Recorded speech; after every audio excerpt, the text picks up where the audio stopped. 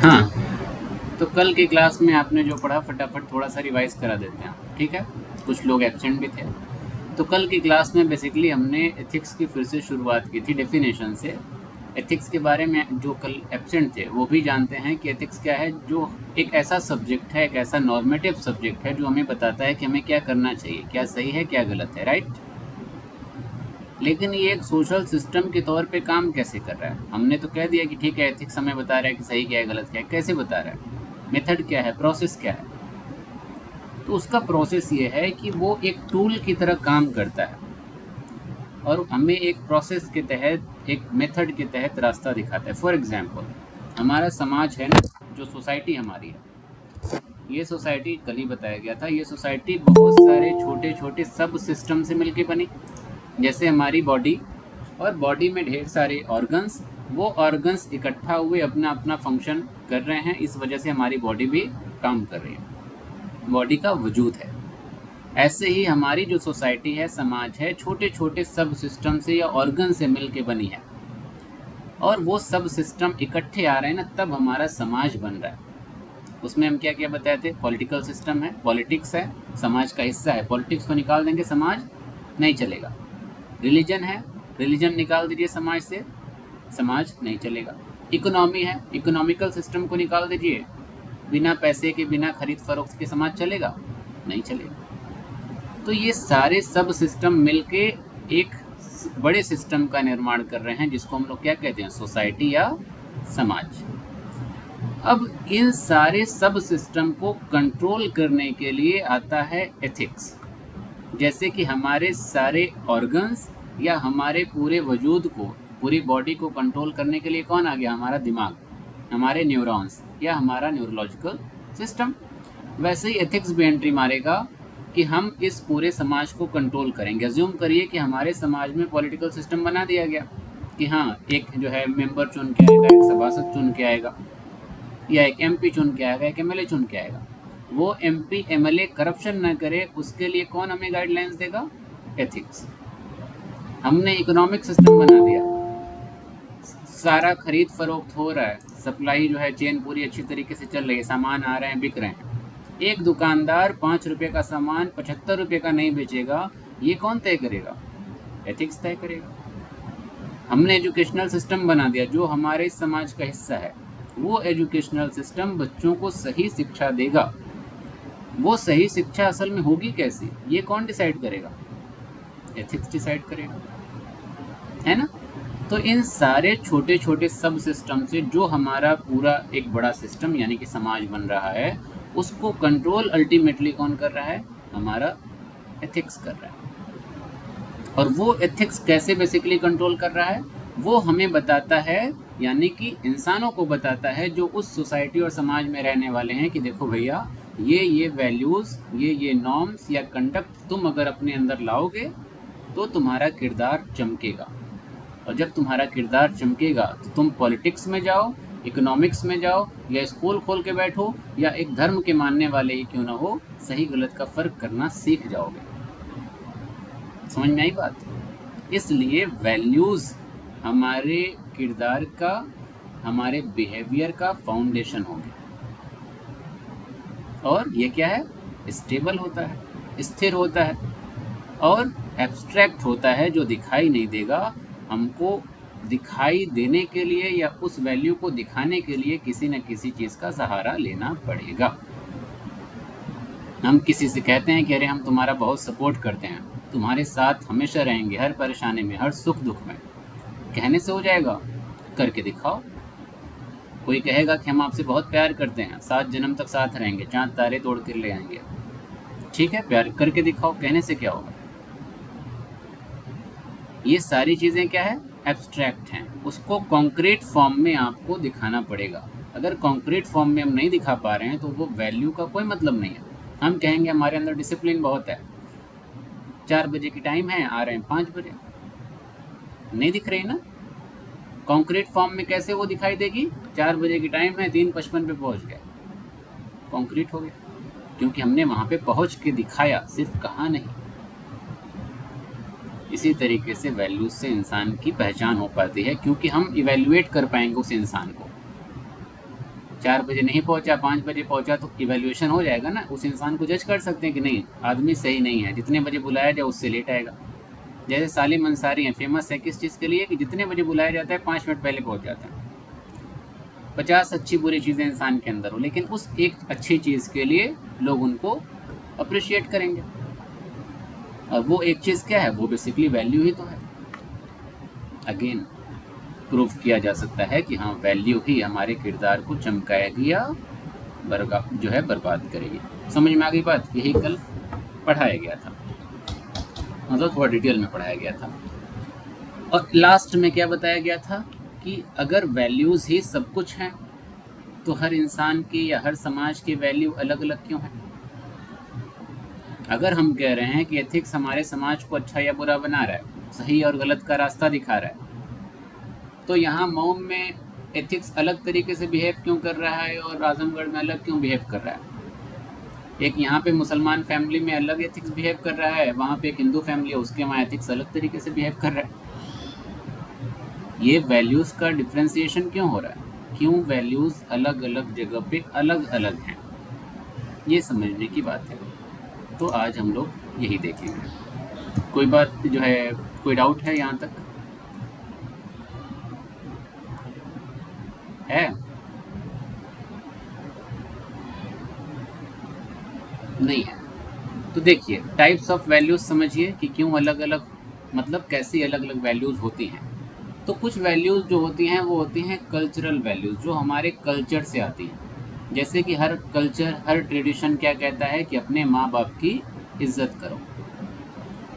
अगर कोई नास्तिक इंसान है ना, तो भी वो क्या कहेगा कि अपने माँ बाप की इज्जत करो। जिसका कोई ईश्वर नहीं है, जिसका कोई अल्लाह नहीं, उसकी नज़र के हिसाब से फिर भी वो कहेगा ना कि अपने माँ बाप की इज्जत करो, क्योंकि ये एक ट्रेडिशनल वैल्यू है, जो एक ट्रेडिशनल जो है ट्रेडिशन से या कल्चर से चली आ रही है, सदियों से चली आ रही है।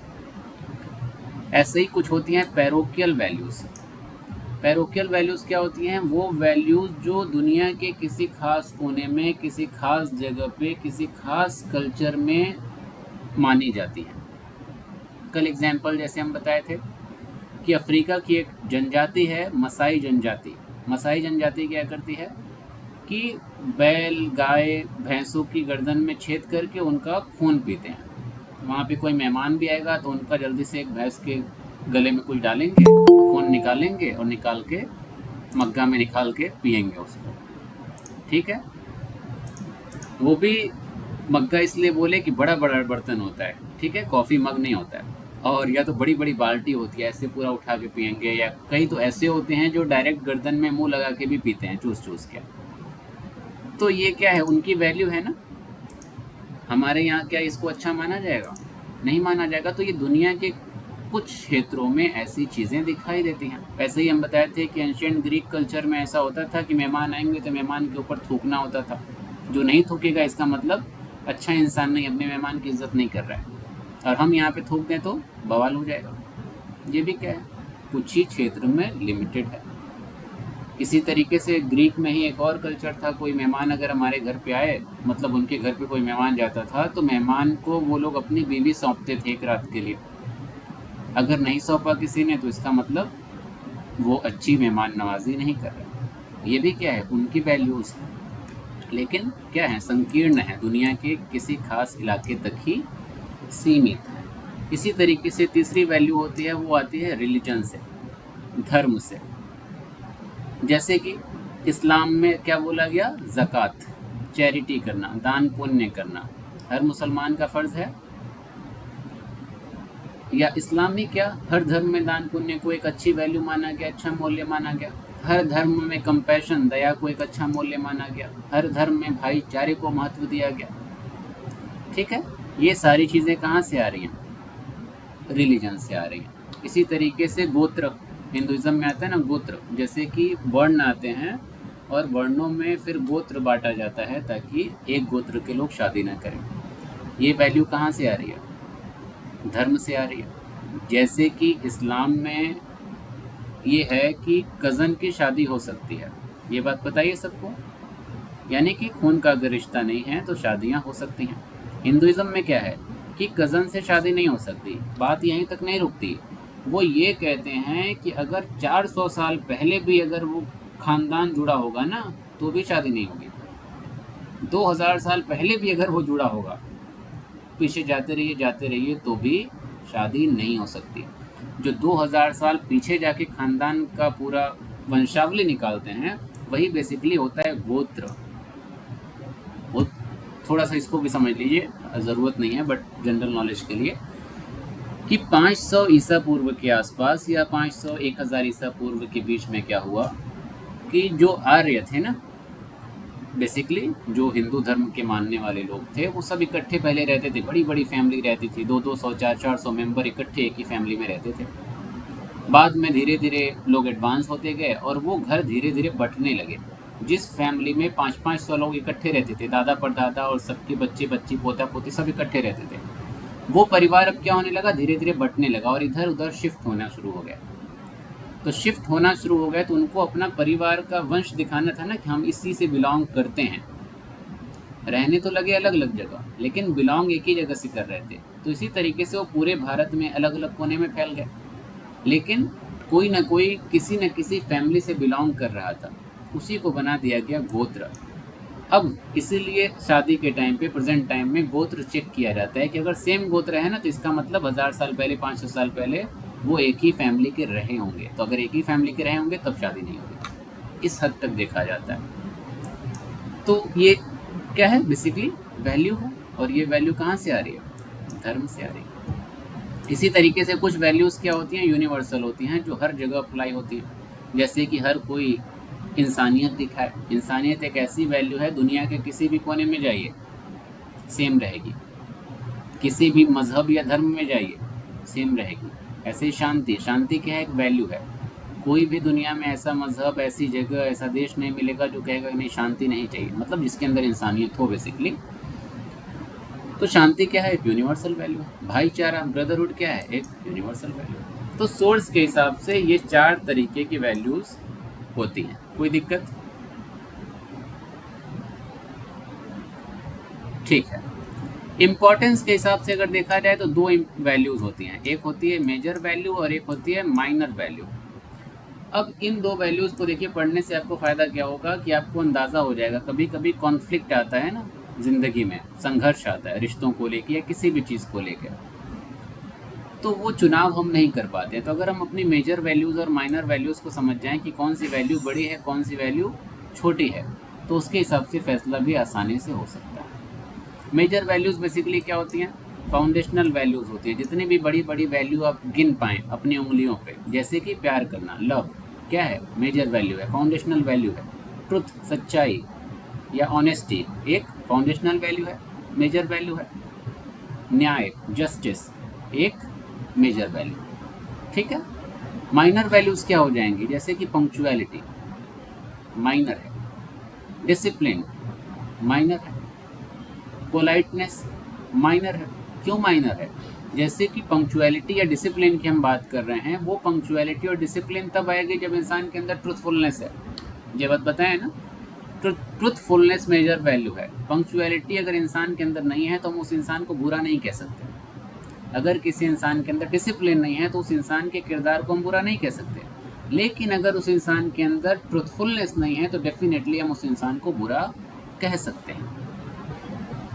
तो फाउंडेशनल वैल्यूज़ इसलिए बुनियादी वैल्यूज़ कही जाती हैं क्योंकि वो एक इंसान की अच्छाई या बुराई को परिभाषित कर रही है, लेकिन माइनर वैल्यूज़ ऐसा नहीं करती।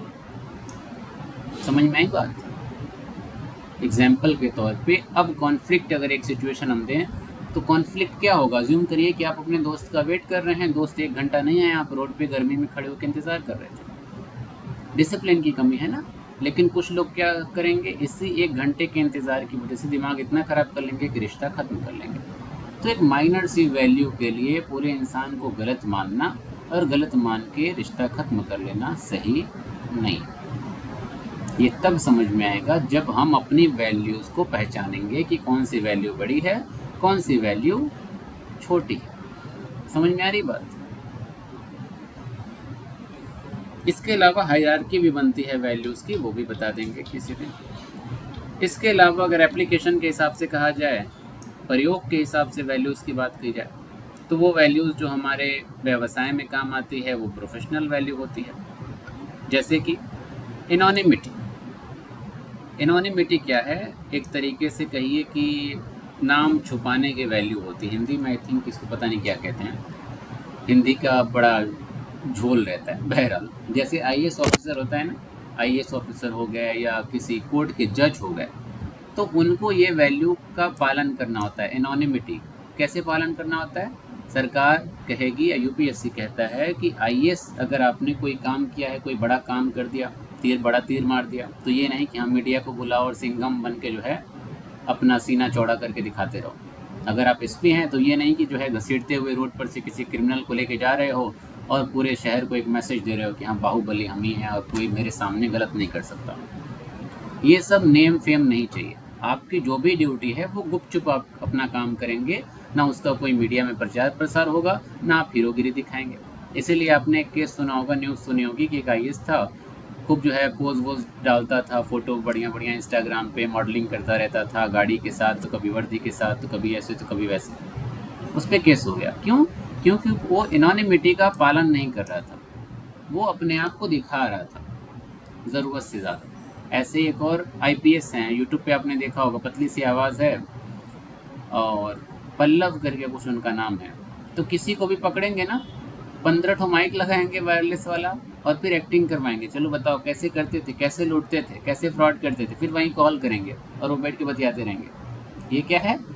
एनोनिमिटी का उल्लंघन कर रहे हैं। अगर सरकार चाहे तो वो वहाँ पे तुरंत एक्शन ले सकती है और उनको सस्पेंड किया जा सकता है, लेकिन सरकार भी नज़रअंदाज करती है ऐसी चीज़ों को, क्योंकि अगर इतना ईमानदारी से वो सस्पेंशन ऑर्डर देने लगे तो फिर कोई बचेगा नहीं, ठीक है ना। इसलिए लोग उसको नज़रअंदाज करते हैं। ऐसे ही जैसे जो आर्मी में होते हैं उनको भी इसका पालन करना होता है। आर्मी वालों को अपनी पहचान जाहिर नहीं करनी होती बहुत ज़्यादा पब्लिक और न्यूज़ के सामने, क्योंकि अगर न्यूज़ के सामने वो दुनिया भर की बातें आके बकेंगे, बोलेंगे, तो दुश्मन देश को पता चल जाएगा कि कहाँ क्या हो रहा है, कैसे हो रहा है, तो फिर कुछ होने वाला नहीं बल्कि उल्टा इशू बढ़ जाएंगे। इसी तरीके से कुछ वैल्यूज़ क्या हैं? पर्सनल वैल्यू है। पर्सनल वैल्यू जैसे क्या है? हम किसी से प्यार से बात करेंगे, पर्सनल वैल्यू है। हम पंक्चुअलिटी लाएंगे अपने अंदर, पर्सनल वैल्यू है।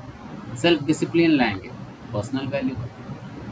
हम किसी पे गुस्सा नहीं करेंगे, पर्सनल वैल्यू है। और इसी तरीके से कुछ वैल्यूज़ क्या होती हैं? सोशल वैल्यूज़ होती हैं, जैसे कि एम्पैथी, दूसरों को समझना, एक सोशल वैल्यू है। टॉलरेंस, दूसरों को बर्दाश्त करना, सोशल वैल्यू है। कोएग्जिस्टेंस, समाज में मिलजुल कर रहना, सोशल वैल्यू है। कई बार होता है हमारे कुछ ऐसे दोस्त होते हैं, हमारे रिश्तेदार होते हैं, या कोई ऐसा खास होता है जिनकी बातें हमें रास नहीं आती, लेकिन उस रिश्ते को बचाने के लिए हम कई सारी चीज़ों को बर्दाश्त करते हैं। अब वो बर्दाश्त अगर हम कर रहे हैं तो ये क्यों बर्दाश्त कर रहे हैं? ताकि हम लोगों का रिश्ता बना रहे, जो बंधन है वो बचा रहे। तो इसमें हमारे अलावा भी और लोग जुड़े हुए हैं ना, इसलिए ये सारी वैल्यूज़ किस में आएंगी? सोशल वैल्यूज़ में आएंगी। तो रिश्ता निभाने के लिए, रिश्ता आपका कोई सा भी हो, उसमें सोशल वैल्यूज़ को तरजीह दी जाती है। लेकिन जब सुकून हद से ज़्यादा ख़त्म हो जाए, बर्बाद हो जाए, तो वहाँ से हमें शिफ्ट करना होता है पर्सनल वैल्यूज़ पे। और अगेन कुछ लोग पर्सनल वैल्यू पे इसलिए नहीं शिफ्ट कर पाते ना, कुछ लोग ऐसे होते हैं ना कि जिनके साथ कुछ टॉर्चर हो रहा है, कुछ गलतियाँ हो रही है, तो वो बर्दाश्त किए जा रहे हैं और अपने पर्सनल वैल्यूज़ को ऊपर नहीं लाते हैं। क्यों नहीं लाते हैं? क्योंकि उन्हें ऐसा लगता है कि हम अगर अपना सोचेंगे तो हम सेल्फिश कहलाएंगे। हालांकि अपने बारे में सोचना, अपने वैल्यूज़ के बारे में सोचना सेल्फिशनेस बिल्कुल नहीं है, क्योंकि आप दूसरों को तकलीफ़ देने की बात नहीं कर रहे हैं। जो तकलीफ़ आपको मिल रही है, जो सुकून आपका गायब हो रहा है, उस सुकून को वापस लाने की बात है। और अपना सुकून वापस लाना स्वार्थी होने का चिन्ह या सिंबल कतई नहीं हो सकता। बहरहाल इसी तरीके से फोर्थ आपका है एथिकल सिग्निफिकेंस के हिसाब से, इम्पोर्टेंस के हिसाब से। तो एक होती है इंट्रिंसिक वैल्यू और एक होती है एक्सट्रिंसिक वैल्यू। इंट्रिंसिक वैल्यू क्या है? वो वैल्यूज़ जो इंसान जैसे खुद के लिए सोचता है या खुद के अंदर ही होती हैं।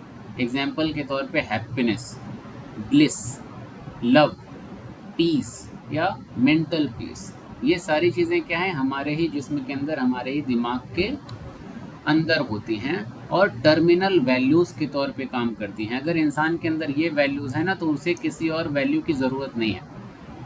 जैसे कि ब्लिस क्या है, खुशी का ऐसा लम्हा जो लास्ट है।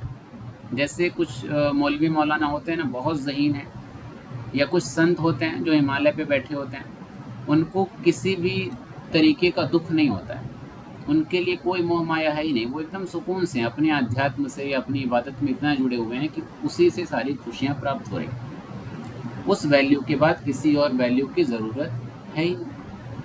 या एक इंसान जो बहुत प्यारा है, खुद भी प्यारा है, सामने वाले को भी प्यार बांटता है और किसी भी तरीके की कोई टेंशन है ही नहीं, वो भी वैल्यू क्या हो गई, इंट्रिंसिक वैल्यू हो गई, टर्मिनल वैल्यू हो गई। जैसे आपने रेलवे स्टेशन का नाम सुना होगा, जो है लोकमान्य तिलक टर्मिनल, या ऐसे कर करके, कभी गए हैं आप लोग, ट्रेन से सफ़र किए हैं?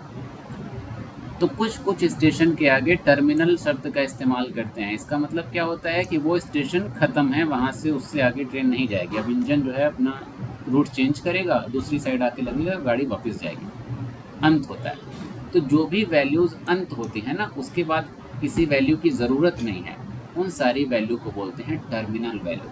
लेकिन सवाल ये उठता है कि एक इंसान टर्मिनल वैल्यूज़ लेकर पैदा नहीं होता, टर्मिनल वैल्यू तक पहुंचने का एक रास्ता होता है, और वो रास्ता क्या है, सोशलाइजेशन का रास्ता है। इंसान सोशलाइजेशन से वैल्यू सीख रहा है, चाहे वो परिवार के माध्यम से आए, दोस्तों के माध्यम से आए, या किताबें पढ़ पढ़ के आए।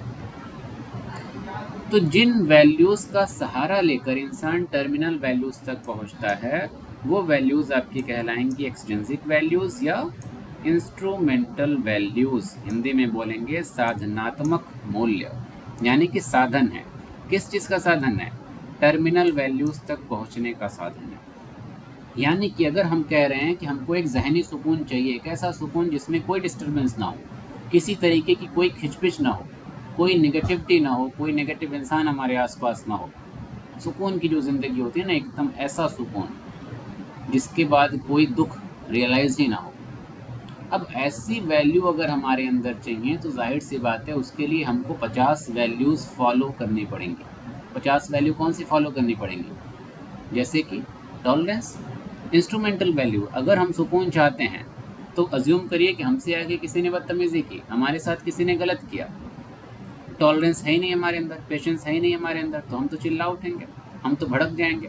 किसी ने आके हमको गाली दे दी, हम मुंह खुला के बैठ गए, पूरा मूड जो है ऑफ है, पूरा दिन उसी में परेशान है कि वो हमको गाली दिया कैसे, वो हमको ऐसा बोला कैसे।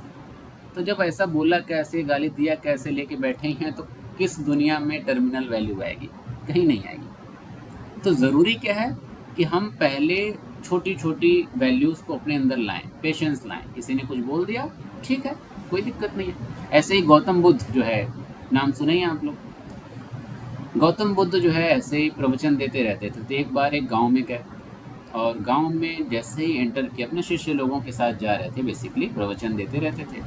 तो एक गांव में, अजीब सा गांव था, वहाँ पे एक आदमी आया और अचानक गौतम बुद्ध को रोक दिया, मतलब एकदम ताव में, गुस्से में, और बड़ी बुरी बुरी बातें बोलने लगा। ऐसे हैं, वैसे हैं, ये कर रहे हैं, वो कर रहे हैं, दुनिया भर की बातें बोले जा रहे हैं, बोले जा रहे हैं। और जो गौतम बुद्ध के साथ शिष्य है ना, उनका पारा एकदम हाई हो गया कि तुम्हारी हिम्मत कैसे हो रही है इतना सब कुछ बोलने की। एक शिष्य तो आगे भी बढ़ा उनको जो है कॉलर पकड़ने के लिए कि पकड़ के पीट दे शायद, लेकिन गौतम बुद्ध ने वहाँ पे उसे रोक दिया, और फिर से वो उसकी खरी खोटी सुनने लगे। और वो आदमी बोले जा रहे, फाइनली घंटा भर बोल बोल के थक गया और चुप हो गया। गौतम बुद्ध की एक आदत थी, वो मुस्कुराते बड़ा बेहतरीन थे, और वो वहाँ पे सारी गालियाँ खाने के बाद, सारी खरी खोटी सुनने के बाद गौतम बुद्ध ने मुस्कुरा कर पूछा, पेट भर गया? तो भरा तो नहीं था बेसिकली। तो गौतम बुद्ध ने कहा कि देखो भाई, जितना बोलना था बोले, मतलब प्यार से उन्होंने अपनी बातें रखी और कहा कि एक बात का हमको जवाब दे दो। उस गांव वाले ने कहा कि किस बात का जवाब चाहिए?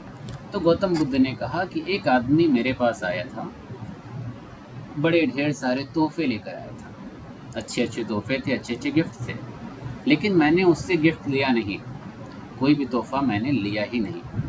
तो जब मैंने वो तोहफा लिया नहीं, तो वो तोहफा किसके पास रहेगा?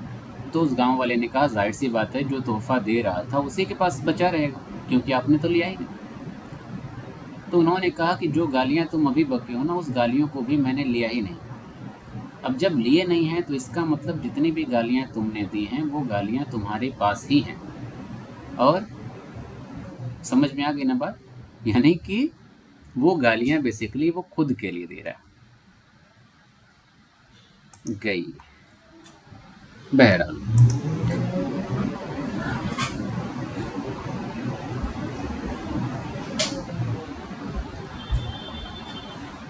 हाँ, तो वो गालियां बेसिकली क्या है, खुद के लिए इंसान दे रहा है। तो वही चीज़ यहाँ पे हम समझाने की कोशिश कर रहे हैं कि अगर आपको हायर वैल्यूज़ चाहिए ना ज़िंदगी में, तो जो छोटी छोटी परेशानियाँ हैं, छोटे छोटे जो इश्यूज़ हैं ना, उसको साइड करिए और अच्छी अच्छी वैल्यूज़ लेकर आइए उसकी जगह पे। जहाँ पे इरिटेशन हो रही है वहाँ पे पेशेंस लेकर आइए, जहाँ पे थोड़ा सा नोक झोंक हो रही है वहाँ पे टॉलरेंस लेकर आइए।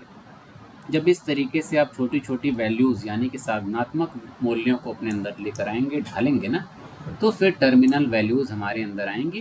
और जब टर्मिनल वैल्यूज़ हमारे अंदर आ जाएंगी ना, तो ना हमें किसी के कोसने से फ़र्क पड़ेगा, ना किसी के सुनाने से फ़र्क पड़ेगा, ना किसी के आने से फ़र्क पड़ेगा, ना किसी के जाने से फ़र्क पड़ेगा। और अगर ऐसा इंसान हो गया तो जाहिर सी बात है वो ज़िंदगी में बहुत कुछ कर लेगा।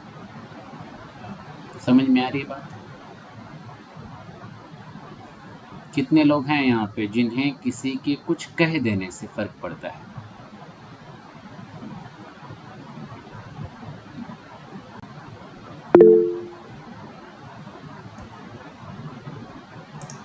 कौन उठाया हाथ? अलीशा अंसारी, हर्ष चौहान, मुसर्रत जहां, उम्रा फातिमा, फ़हीम अंसारी। और लोग?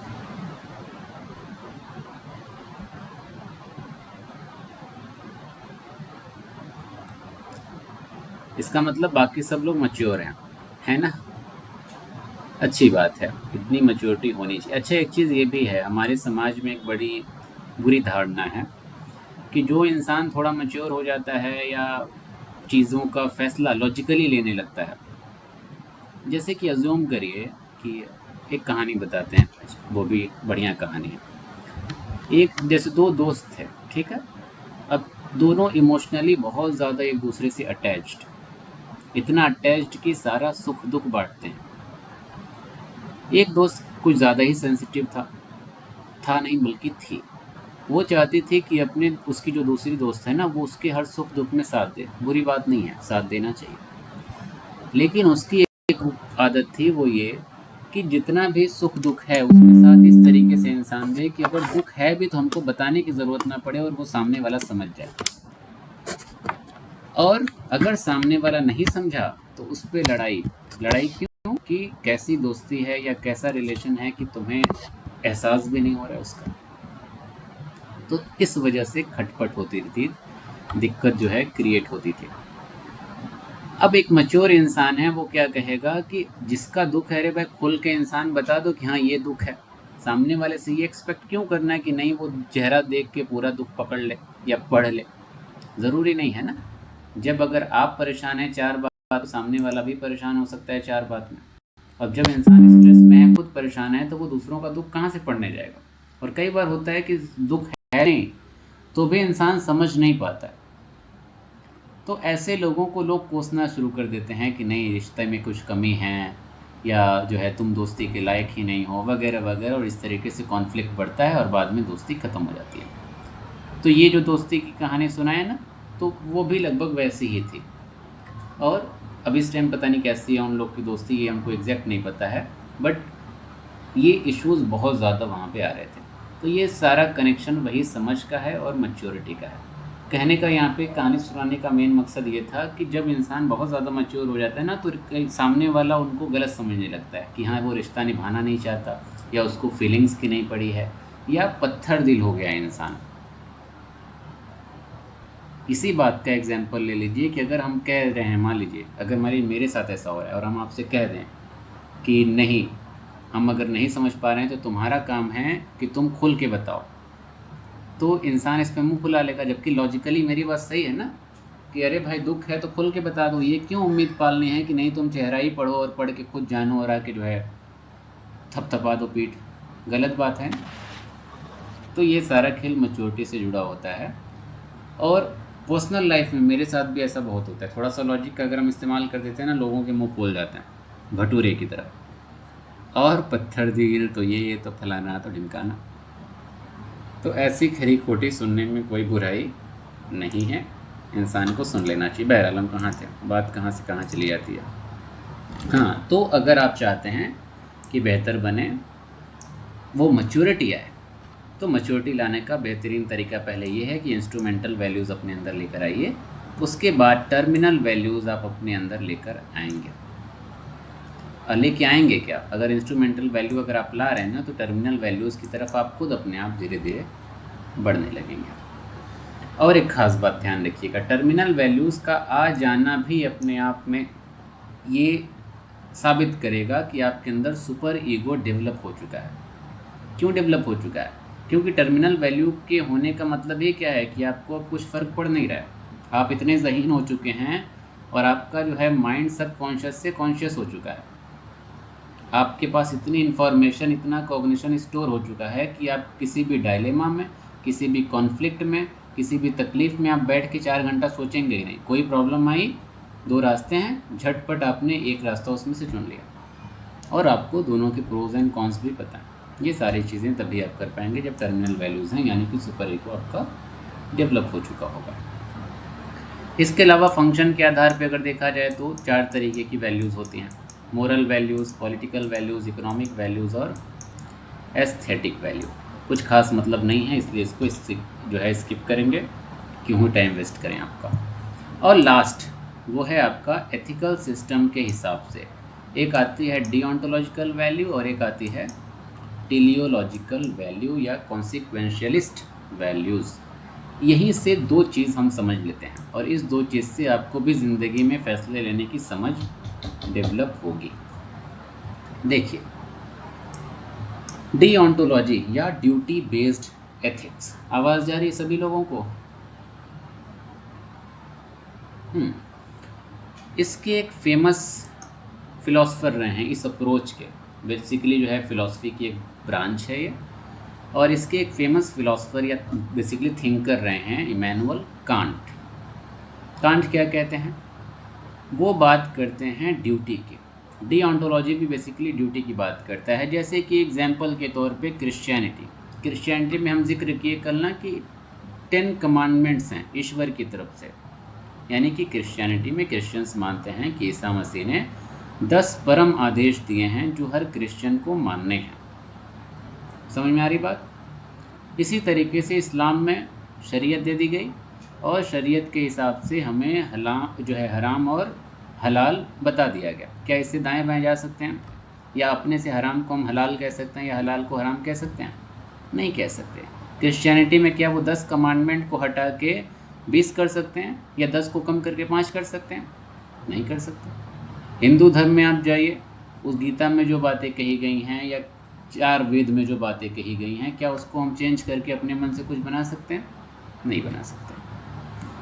ये जो भी चीज़ें ईश्वर की तरफ से कही गई हैं या कोई भी ऐसा रूल जो बना दिया गया है और वो इंसान को करना ही करना है, ये पर्सपेक्टिव कहलाता है डिओंटोलॉजी। ये ड्यूटी बेस्ड वैल्यूज़ होती हैं, यानी कि इसमें जो भी वैल्यू है ना, वो इंसान को इसलिए करनी है कि ये कहा गया है, और कहा गया है तो फिर इंसान को करना है, उसमें कोई किंतु परंतु नहीं। एग्जाम्पल के तौर पे इस्लाम में कह दिया गया कि शराब नहीं पीनी है, शराब पीना बुरी बात है, ये एक अच्छी वैल्यू नहीं है, कह दिया गया ना, अच्छी वैल्यू नहीं है। तो अच्छी वैल्यू नहीं है तो ठीक है, नहीं है, इसमें कोई किंतु परंतु नहीं होगा। हिंदुज़म में कह दिया गया कि कज़न से शादी नहीं हो सकती, ठीक है, कज़न भी नहीं, सेम गोत्र में भी शादी नहीं होगी, तो नहीं होगी तो मतलब नहीं होगी, किंतु परंतु नहीं हो सकता। ये क्या है? डिओंटोलॉजी है। इसी की बात कांट ने भी की थी कैटेगोरिकल इम्परेटिव में, आगे हम पढ़ा भी देंगे अगर आप लोग इच्छा जाहिर करें तो। उन्होंने कहा कि जो ड्यूटी है वो ड्यूटी है, उसमें दाएं बाएं जाना ही नहीं है, जो कह दिया गया वो कह दिया गया और सबका ये फ़र्ज़ बनता है, सबका ये धर्म है कि वो काम करते रहो, करते रहो, करते रहो। अब ये ज़रूरी नहीं कि वो रिलीजन की तरफ से ही आ रहा हो, डीओंटोलॉजी ज़रूरी नहीं कि रिलीजन की तरफ से आ रहा हो, डीओंटोलॉजी समाज में भी कहीं से पैदा हो सकता है। एग्जाम्पल के तौर पे डाउरी सिस्टम, अब थोड़ा सा लोग मैच्योर हो गए ना कि लड़का खुद से कहेगा कि नहीं हम डाउरी नहीं लेंगे, या परिवार इतना जो है एनलाइटेंड हो गया, चेतना इतनी ज़्यादा हो गई कि परिवार भी कह रहा है कि नहीं हम न लेंगे न देंगे। पहले तो नहीं था, पहले भी डाउरी सिस्टम क्या था, एक वैल्यू बन गई थी, समाज का एक रूल बन गया था कि शादी है मतलब डाउरी भी है। तो उस टाइम पे भी वो डाउरी लेना और देना भी क्या था, किसका हिस्सा था, डीओंटोलॉजी का हिस्सा था कि हाँ देना है तो देना है, उसमें कोई किंतु परंतु नहीं है, अभी भी है ऐसी चीज़ें। और डाउरी सिस्टम बेसिकली कहाँ से आया, जैसे कि आज किसी ने स्पीच दी अपनी, तो उन्होंने कहा कि अमीर लोगों ने शुरू किया। अमीर लोगों ने नहीं शुरू किया, डाउरी सिस्टम आया स्त्री धन से। वेद में एक बात कही गई है, स्त्री धन, यानी कि स्त्री जो है वो अपने विवाह के समय साथ में कुछ लेकर जाएगी, पैसे, गहने, या कई बार ऐसा होता था कि गाय दी जाती थी, बैल भी लेके जाते थे वो लोग, वो होता था स्त्री धन। टाइम के साथ साथ वो धीरे धीरे बढ़ता गया, बढ़ता गया, बढ़ता गया, और फिर वो भारत में बाकी धर्मों में भी आ गया, यानी कि इस्लाम में आ गया, क्रिश्चियनिटी में तो उतना नहीं दिखाई देता है, तो इस्लाम में जो आया वो बेसिकली वहीं से आया। तो इसीलिए आप इंडिया में भी ये कल्चर आप पाएंगे। तो वो डावरी लेना देना भी क्या बन गया, डीओंटोलॉजी का हिस्सा बन गया कि हाँ भाई देना है तो देना है। यहाँ तक बात समझ में आई? सही और गलत डिफाइन कर दिया गया है, और जब डिफाइन कर दिया गया है तो इंसान को वही करना है। अब जैसे हिंदुज़म में ही एक और ये भी चीज़ है, डीओंटोलॉजी का ही हिस्सा है। जाकिर नाइक के पास एक जो है आदमी आए, पता नहीं उसकी बहन थी या क्या था, कि उसका पति उसकी बहन को मारता है, बहुत मारता है, बहुत मारता है। अब भाई क्या कह रहा है कि नहीं तब भी वो आएगी नहीं, क्योंकि शादी टूट जाएगी तो पूरे समाज में मुँह दिखाने लायक नहीं बचेगा।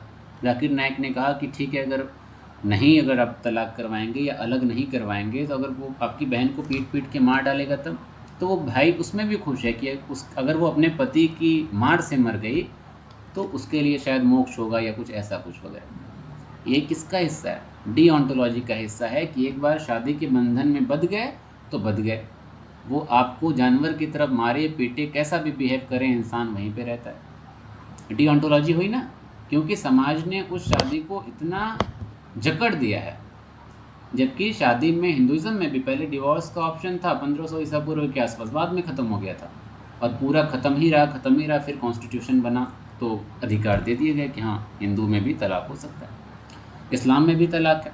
अल्लाह ताला को तलाक जो है एक ऐसी चीज़ है कि बहुत गुस्सा आता है, लेकिन है ना, है का रीज़न क्या है कि हाँ कुछ ऐसी सिचुएशन आएगी जहाँ पे चीज़ें बर्दाश्त से बाहर होंगी तो ऑप्शन है, और कई जगह ऐसा होगा कि लड़की के लिए भी चीज़ें बर्दाश्त से बाहर होंगी तो उसके लिए भी खुला का ऑप्शन है। समझ में आ रही बात? लेकिन हमने उसको क्या कर दिया, अपने जो सामाजिक रूढ़ियाँ हैं ना, उन रूढ़ियों के चक्कर में चीज़ों को बहुत रिजिड कर दिया, और जो चीज़ें हमारे धर्म का हिस्सा नहीं भी हैं उसको भी हमने डीओंटोलॉजी में लाकर धर्म से जोड़कर उसको कंपलसरी बना दिया। सती प्रथा थी पहले, सती प्रथा हिंदू धर्म का हिस्सा नहीं थी, लेकिन वहाँ उस वक्त के ब्राह्मणों ने क्या कर दिया, उसको हिंदू धर्म का हिस्सा बना दिया। हिस्सा क्यों बनाया, ताकि उसको कोई इनकार ना कर सके। समझ में आ रही बात? तो डीओंटोलॉजी समझ में आया ना। यहाँ पे भी एक एग्जांपल लिखे हैं, जैसे कि lying is considered wrong in all circumstances because honesty is a universal moral duty. झूठ बोलना हर परिस्थिति में बुरा है, पाप है, गलत है, क्योंकि ईमानदारी ही सार्वभौमिक सत्य या कर्तव्य है। यानी कि झूठ बोलना ही नहीं है, कोई भी सिचुएशन हो झूठ बोलना गलत है तो गलत है। ठीक इसी का अपोजिट आता है टेलियोलॉजी। ये बात करता है कॉन्सिक्वेंस की, कि रूल गया तेल लेने, आप देखो कि आपके एक्शन से, आपके काम से कितने लोगों को खुशी हो रही है और कितने लोगों को दुख हो रहा है। अगर हमारे काम से 4 लोग खुश हो रहे हैं, 2 लोग दुखी हो रहे हैं, तो हमारा काम सही है। अगर हमारे काम से 4 लोग दुखी हो रहे हैं, 2 लोग खुश हो रहे हैं बस, तो इसका मतलब हमारा काम गलत है। समझ में आ रही बात? इसको जो है, इसमें भी अच्छा कई सारे जो है थिंकर रहे हैं, जेरेमी बेंथम रहे हैं, स्टुअर्ट मिल रहे हैं, लेकिन इसमें एक सबसे कंट्रोवर्शियल थियरी जो दी थी वो दी थी नोवेल स्मिथ ने। नोवेल स्मिथ ने देखिए कि एडल्ट्री पे थियरी दी थी, सब यहाँ पे एडल्ट ही है ना, तो सुन सकते हैं आप लोग। इन्होंने एक एक्सपेरिमेंट किया था, एक लड़का था और एक लड़की थी, मतलब हस्बैंड वाइफ थे, दोनों में बेहतरीन रिश्ता था, बहुत गहरा रिश्ता था, कोई दिक्कत थी ही नहीं, हर चीज़ मौजूद थी, सारा सुख मौजूद था। दिक्कत इस रिश्ते में सिर्फ ये थी कि शादी की जो एक बेसिक ज़रूरत होती है वो ज़रूरत पूरी नहीं होती थी। हार्मोन सबके अलग अलग होते हैं, लड़की का जो है सेक्सुअल डिज़ायर उसको पैदा नहीं होती थी, लड़के को होती थी, तो लड़का बड़ा परेशान रहता था, हर चीज़ रहती थी, इमोशनल सपोर्ट हो गया या कुछ भी होता था, हर चीज़ में दोनों खुशी खुशी साथ रहते थे। लेकिन जब रोमांस की बात आती थी तो लड़की मना कर देती थी, और वो उसका कहीं से कुछ मन होता ही नहीं था, क्योंकि उसके हार्मोन्स वैसे नहीं थे जैसे इंदिरा गांधी थी। तो ये बड़ी दिक्कत थी। तो अब इस सिचुएशन में क्या करना चाहिए, इन्होंने ये एक्सपेरिमेंट किया था, ठीक है, एक्सपेरिमेंट बता रहे हैं, एग्जाम्पल नहीं है, इनका रियल एक्सपेरिमेंट बता रहे हैं। तो इसमें इंसान करेगा क्या, वो रिश्ता छोड़ना भी नहीं चाहता था, ना ही लड़की छोड़ना चाहती थी, क्योंकि सब कुछ था, बहुत बेहतरीन अंडरस्टैंडिंग थी, सिर्फ इशू एक ही चीज़ पे आके अटकता था। तो उस एक इशू की वजह से दोनों जो है सुकून से नहीं रहते थे, जाहिर सी बात है, वो एक चीज़ खटकती थी मन में, तो दोनों परेशान रहते थे कि क्या किया जाए क्या किया जाए। तो पैट्रिक नोवेल स्मिथ यहाँ पे हाइपोथेटिकली सॉल्यूशन क्या दे रहे हैं, वो कहते हैं कि लड़का किसी तीसरी लड़की के पास जाए और वो उस तीसरी लड़की को अपनी सारी सिचुएशन अगर बता रहा है, और जो सिर्फ उसकी ज़रूरत है उस ज़रूरत को वो तीसरी लड़की पूरा करे सच्चाई बताने के बाद, और वो अपनी बीवी को भी सच्चाई बता दे कि हाँ ये तीसरी लड़की है, जो चीज़ तुमसे नहीं मिल रही है वो इस तीसरी लड़की से मिलेगी, और वो तीसरी लड़की भी सब सच्चाई जाने कि हाँ उसकी एक बीवी है, उसके साथ है, सब कुछ सही है, बस एक चीज़ की दिक्कत है। और इस तरीके से तीनों जो है डिस्कशन करके वो एक ज़रूरत के लिए तीसरी लड़की के पास जाए, और उसका तीसरी लड़की के पास जाना जायज़ होगा या सही होगा। क्यों सही होगा, उन्होंने कहा कि पहले दो लोग एक इशू की वजह से नाखुश थे, अब उसका सॉल्यूशन करने के बाद तीन लोग इकट्ठे खुश हो रहे हैं। तो अगर तीन लोग खुश हो रहे हैं एक केस में, और एक केस में दो लोग दुखी हो रहे हैं, तो जाहिर सी बात है कौन सा बेहतर माना जाएगा, वो केस बेहतर माना जाएगा जिसमें तीन लोग खुश हो रहे हैं। अब यहाँ पे दिक्कत क्या आ रही है, दिक्कत आ रही है डिओन्टोलॉजी वाले आ गए, क्या कह रहे हैं कि जिस तरीके से आपने इतनी खुली मोहलत दे दी, खुली छूट दे दी, इस हिसाब से तो हर इंसान आके अपना नाजायज़ काम जायज़ करवा लेगा, हर वो चीज़ जो मना की गई है इंसान अपने हिसाब से रास्ता ढूंढेगा, संभावनाएं पैदा करेगा, और संभावना पैदा करके वो हर हराम काम को हलाल कर देगा, हर पाप वाले काम को पुण्य में कन्वर्ट कर देगा। सही है बात। इसलिए इस थियरी को बहुत से लोग पसंद नहीं करते, मतलब पैट्रिक नोवेल की जो थियरी ना खास इसको नहीं पसंद करते, अदरवाइज टेलियोलॉजी की बहुत सारी चीज़ों को पसंद भी किया जाता है। अब चूँकि हम लोग एथिक्स पढ़ रहे हैं तो हमारा काम क्या है, हमारा काम है कि हम कॉन्टिनम अप्रोच को लेकर चलेंगे। कॉन्टिनम अप्रोच को कैसे लेकर चलेंगे, ना पूरी तरीके से डिओन्टोलॉजी काम करेगी, ना पूरी तरीके से टेलियोलॉजी काम करेगी, ना हम एकदम रिजिड होंगे किसी बात पे आंख मूंद के ना यकीन करेंगे, ना ही इतने खुले विचार के हो जाएंगे कि सही और गलत भी भूल जाएं। एग्जाम्पल के तौर पर जैसे कि इस्लाम में डिओन्टोलॉजी का अगर हिस्सा देखा जाए तो पहले फ़ोटो क्लिक करना मना था, ऐसा था, सुना है आपने? तो फ़ोटो क्लिक करना मना था, उलेमा लोग क्या कहते थे, नहीं मना है तो मना है, हराम है तो हराम है। लेकिन वक्त के हिसाब से ज़रूरतें और चीज़ें बदली, और फिर उलेमाओं ने कहा कि नहीं फ़ोटो क्लिक करना जायज़ है। यानी कि वो डिओन्टोलॉजी का रूल या वैल्यू जो पहले मानी जाती थी या फॉलो किया जाता तो उसको वक्त के साथ चेंज किया गया ना। तो डिओन्टोलॉजी इस वे में बेहतर है, और यही तर्क डिओन्टोलॉजी वाले देते हैं कि अगर हम हर आम इंसान को खुली छूट दे दें, टेलियोलॉजी वाली कि भैया जिसमें जिसको खुशी मिल रही है ना वो करते रहो, तो हर इंसान रास्ते से भटक जाएगा, क्योंकि आम इंसान का जो IQ है, जो दिमाग है, वो इतना बेहतर या इतना ज़हीन नहीं है। आम इंसान भावनाओं में बह जाता है, और भारत की जनसंख्या आप देख रहे हैं ना, तो भारत की पॉपुलेशन क्या है, कोई नेता आके कुछ भी बोल दिया, हम वाहवाही में डूब गए और वोट चिपका दिए उधर ही, नतीजा कुछ भी हो। इस तरीके के लोग हम लोग जो हैं, क्या हम इतने ज़हीन हो सकते हैं कि सारे फैसले एकदम सही कर ले? नहीं कर सकते। इसीलिए डिओन्टोलॉजी वाले कहते हैं टेलियोलॉजी को भाड़ में भेजो, जो डिओन्टोलॉजी कहती है उसको मानो, और ज़रूरत पड़ने पे जिस चेंजेस की ज़रूरत है वो चेंजेस हम खुद कर देंगे। समझ में आ रही बात? इस कंटेक्स्ट में, इस तर्क के हिसाब से डिओन्टोलॉजी टेलियोलॉजी से कहीं ज़्यादा बेहतर है, ठीक है। लेकिन कुछ केस में टेलियोलॉजी बेहतर है, जैसे कि एक पति पत्नी का रिश्ता या एक दोस्त का, जैसे हम एग्जांपल देना, दो दोस्त का रिश्ता। कई रिश्ते ऐसे होते हैं दोस्ती में, आजकल तो ऐसा बहुत बार हो जाता है, या जो रिलेशनशिप का दौर चलता है इसमें बहुत बार ऐसा हो जाता है, इंसान किसी रिश्ते में आ गया और वही रिश्ता एक दिन सरदर्द बन जाता है, वही रिश्ता एक दिन बोझ बन जाता है। बोझ बनने का रीज़न कुछ भी हो सकता है, पॉसेसिवनेस हो सकती है, ज़रूरत से ज़्यादा नोक झोंक हो सकती है, ज़रूरत से ज़्यादा किसी चीज़ में इन्वॉल्व होना हो सकता है, या सामने वाले इंसान को ऑब्जेक्टिफाई करना भी रीज़न हो सकता है। लेकिन इंसान इतना ज़्यादा उस रिश्ते में डूबा हुआ है ना कि वो सारी अनबन के बावजूद, सारी खटपट के बावजूद वो उसको लेकर ढोना चाहता है, और उसके ढोने का नतीजा कुछ नहीं होता, सिर्फ इसके कि हाँ दोनों का सुकून गायब हो गया, और वो बेसुकूनी के साथ भी ज़बरदस्ती उस रिश्ते को लेके ढो रहे हैं। तो वहाँ पे इंसान क्या करे, टेलियोलॉजी का इस्तेमाल करे, और जो भी तरीका है उस तरीके का इस्तेमाल करके अलग हो जाएं। क्यों अलग हो जाएं? क्योंकि अलग रहने से कम दोनों का सुकून तो रहेगा।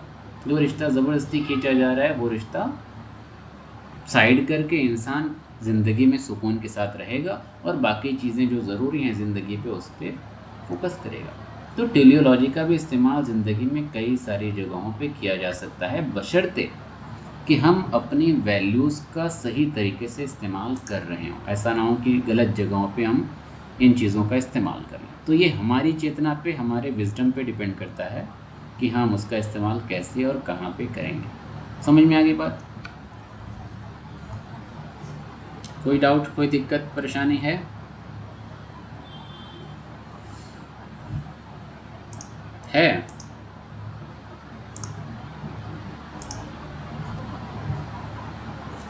नहीं है, ठीक है। इसके अलावा एक लास्ट छोटा सा टॉपिक आज की क्लास में देख लेते हैं, बाकी जो है नॉर्म्स ऑफ कंडक्ट हम लोग कल देख लेंगे। वो ये कि वैल्यूज सब्जेक्टिव होती हैं कि ऑब्जेक्टिव होती हैं। सब्जेक्टिव और ऑब्जेक्टिव का मतलब बताया गया है ना, क्या होता है? सब्जेक्टिव का मतलब ये होता है कि जिसमें इंसान अपने पर्सनल ओपिनियंस को, विचारों को, भावनाओं को डाल सकता है। और ऑब्जेक्टिव का मतलब क्या होता है कि इंसान उसमें सिर्फ फैक्ट्स पे बात करेगा, सबूत पे बात करेगा, उसमें पर्सनल ओपिनियन की कोई जगह नहीं होती। समझ में आई बात? कि एग्जाम्पल चाहिए, ये पढ़ा चुके हैं इसलिए मंदिर नहीं घुस रहे हैं, ठीक है, दे देते हैं। जैसे कि हम आपसे पूछें कि राहुल गांधी एक कैसे नेता हैं, तो यहाँ पे अगर 15 लोग हैं तो 15 लोगों के जवाब अलग अलग हो सकते हैं, बिल्कुल हो सकते हैं। हो सकता है 7 लोग कहें कि बहुत बुरे हैं और 7 लोग कहें कि बहुत अच्छे हैं, और हम ना अच्छे वाले को गलत कह सकते हैं, ना जिन्होंने बुरा लिखा है ना उनको गलत कह सकते हैं, क्योंकि यहाँ पे सब्जेक्टिविटी है, पर्सनल ओपिनियन है, पर्सनल अपनी अपनी फीलिंग है, और उस फीलिंग के हिसाब से इंसान चीज़ों को ले रहा है। और ऑब्जेक्टिव रहेगा, जैसे हम कहें कि भारत कब आज़ाद हुआ, क्या कहेंगे? 15 अगस्त को हुआ। ये क्या है? फैक्ट बेस्ड है, एविडेंस है इसके, इसमें तर्क वितर्क कर सकते हैं, बहसबाजी हम लोग कर सकते हैं, या डिबेट हो सकती है। कोई कहे कि नहीं 17 को हुआ है, हम कहें नहीं 15 को हुआ है, नहीं हो सकता, ये ऑब्जेक्टिव है। तो वैल्यूज़ जो है ना वो सब्जेक्टिव होते हैं कि ऑब्जेक्टिव होते हैं? चलिए आप लोग से सवाल है, कौन बताएगा?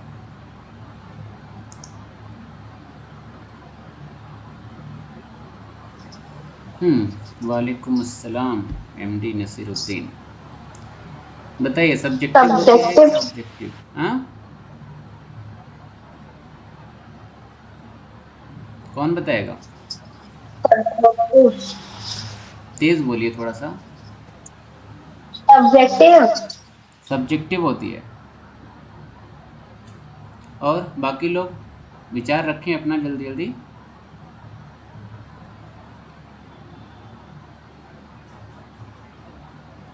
बताइए। मोहम्मद कासिम, सब्जेक्टिव क्या objective? Objective objective.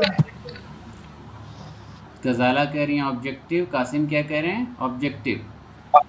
Yes sir. Ayesha? Sir मैं दोनों, सर दोनों टाइप का हो सकता है वैल्यू। देखिए ये हुई ना बात। ये बात कई बार हम बताए हैं कि कट टू कट डिवीजन नहीं करना चाहिए कहीं पे भी।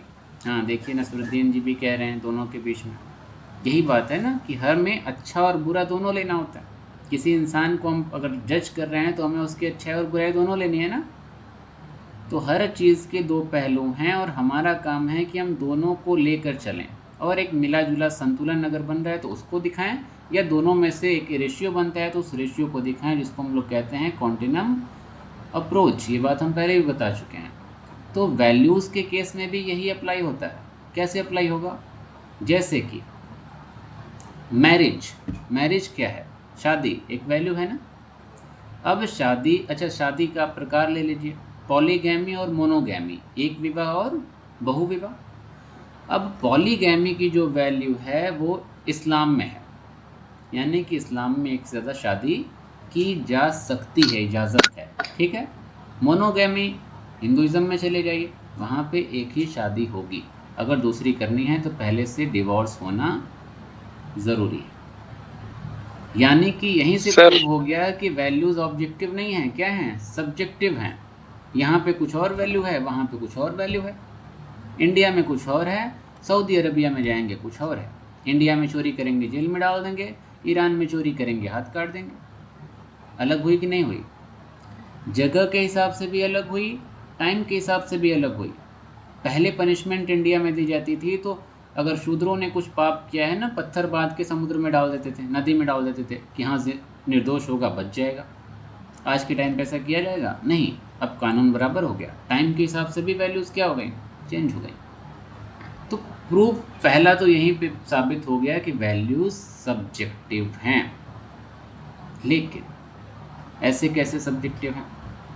पीस, शांति, ब्रदरहुड, भाईचारा। हिंदुइज्म क्या कहेगा? मिलजुल के रहो, पूरा संसार ही कुटुंब है। इस्लाम क्या कहता है कि किसी एक निर्दोष की हत्या करना जैसे कि पूरे मानवता की हत्या करना है, और किसी एक निर्दोष की जान बचाना पूरे मानवता की जान बचाने जैसा है। तो पूरी मानवता में कौन आ रहा है? सब लोग आ रहे हैं। तो ब्रदरहुड हिंदुइज्म में भी वही है, इस्लाम में भी वही है, इंडिया में भी वही है, सऊदी अरबिया में भी वही है, अफ्रीका में भी वही है, ऑस्ट्रेलिया में भी वही है। तो इसका मतलब क्या हो गया? वैल्यूज़ तो ऑब्जेक्टिव हो गई। हुई कि नहीं हुई? सब्जेक्टिव भी वैल्यूज़ हो सकती है और ऑब्जेक्टिव भी हो सकती है। एक और लेते हैं। भारत में 70% से ज़्यादा आबादी नॉनवेज खाती है, 30% आबादी नॉनवेज नहीं खाती। कई जगह आप ऐसे जाएंगे जहाँ पे आधी आबादी नॉनवेज खा रही होती है, आधी आबादी वेज खा रही होती है। तो कुछ वैल्यूज़ ऐसी हैं। वेजिटेरियनिज़म क्या है? एक वैल्यू है। नॉन वेजिटेरियनिज़म क्या है? एक वैल्यू है, मूल्य है। ऐसे कुछ मूल्य हैं ना जो ना पूरी तरीके से ऑब्जेक्टिव हैं, ना पूरी तरीके से सब्जेक्टिव हैं। उसके समर्थन में भी आपको 50 लोग मिल जाएंगे, उसके खिलाफ भी 50 लोग मिल जाएंगे। मीट मछली हमको खाना है, इसके समर्थन में भी हम 50 लोग ला सकते हैं ना।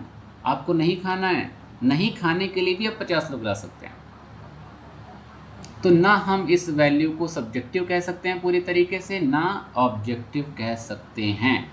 तो कंक्लूजन क्या निकला कि कोई भी वैल्यू, कोई भी मूल्य ना तो सब्जेक्टिव है ना तो ऑब्जेक्टिव है, वो कुछ भी हो सकता है। यानी कि क्वांटिनम अप्रोच का इस्तेमाल हम करेंगे, बिल्कुल वैसे ही जैसे बताया गया था कि एक इंसान 80% अच्छा हो सकता है, 20% बुराई हो सकती है। किसी इंसान में 60% बुराई है, 40% अच्छाई हो सकती है। किसी इंसान में 90% बुराई है, 10% अच्छाई हो। किसी इंसान में 90% अच्छाई हो, 10% बुराई। ये क्या है? कॉन्टिनम अप्रोच है ना। तो वैसे ही वैल्यूज़ है, कोई वैल्यू 100% सब्जेक्टिव है, कोई वैल्यू 100% ऑब्जेक्टिव है। कोई वैल्यू हो सकता है 80% सब्जेक्टिव है, कोई वैल्यू हो सकता है 20% ऑब्जेक्टिव। क्लियर हो गया? इन वैल्यूज़ के अप्रोचेस को समझना या इस कॉन्टिनम अप्रोच को समझने का फ़ायदा क्या है? समझने का फ़ायदा सिर्फ इतना है कि हम रिश्तों को और बेहतरी से समझ पाएंगे, हम समाज को और बेहतरी से समझ पाएंगे। एक हिंदू जो नफ़रत करता है मुसलमानों से कि 4 शादियां होती हैं, या एक मुसलमान जो हिंदू धर्म के शास्त्रों में कमियां निकालेगा कि नहीं कज़िन से भी शादी नहीं कर सकते, ये दोनों के दिमाग में क्या आएगा? यही आएगा। अगर वैल्यूज़ समझेंगे तो वो उनका दिमाग ये कहेगा कि नहीं ठीक है भैया, हर जगह अलग अलग वैल्यूज़ होती हैं, इसमें कोई बुराई नहीं है। जब इस तरीके की सोच आएगी तो समाज में प्यार बढ़ेगा, प्यार बढ़ेगा तो को एग्जिस्टेंस बढ़ेगा, मिला जुला समाज जो है बेहतर तरीके से काम करेगा, देश महान बनेगा। समझ में आई बात? यही बात रिश्तों में भी अप्लाई होती है। हम किसी इंसान को 100% बुरा कह दे रहे हैं किसी एक वैल्यू की वजह से, या 100% अच्छा मान ले रहे हैं, कोई बुराई देख ही नहीं रहे हैं किसी एक वैल्यू की वजह से। ऐसा कैसे हो सकता है कि कोई इंसान 100% जो है अच्छा है? हर इंसान के अंदर कोई ना कोई कमी है। ये हम पहले दिन एग्जांपल देते हुए बताए थे। सवाल भी शायद पूछे थे कि आपके माँ बाप कैसे हैं? सब ने कहा बहुत अच्छे हैं। लेकिन उसी माँ बाप के बारे में मोहल्ले में तो 8 लोग 8 बुराई बताएंगे ना। अब वो 8 झूठे तो नहीं हैं, कुछ तो कमियां हैं, लेकिन हम नहीं देखते हैं। अब इसका ये मतलब नहीं कि माँ बाप की कमियां हम जाके गिनिए। कहने का बस यहाँ पे मतलब ये है कि हर इंसान के अंदर अच्छाई और बुराई दोनों है, और ये हमें वैल्यूज की मदद से ही समझना पड़ेगा। समझ में आ गई बात?